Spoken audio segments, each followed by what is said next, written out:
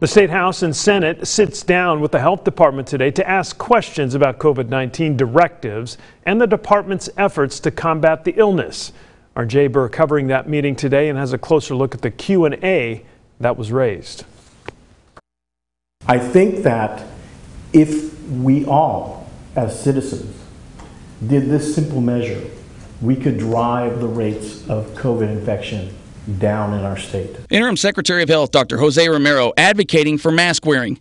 Many lawmakers still unsure of the need. I feel like, when we have this on our face, we're also taking that CO2 back in. We're not able to do the natural thing that our body's allowed to get toxins back out when we breathe. We're breathing all that stuff back in. Studies from Stanford have shown that you do not retain CO2 with this mask. Representative Frederick Love says the arguing over the mandate with Dr. Romero was pointless. If we went from 1,000 cases a day to having 150 cases a day, and they're saying, well, we still need to mandate masks.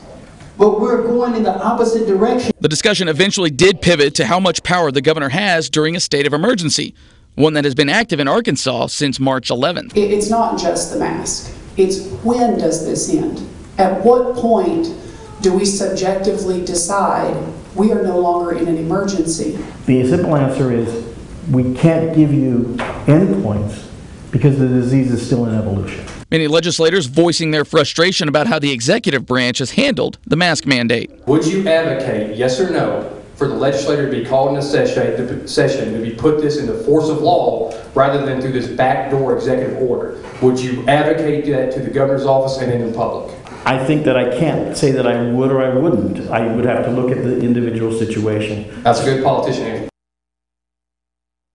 Also, when asked if the executive branch can extend the state of emergency in the state indefinitely, the Department of Health simply said it would defend its authority thus far.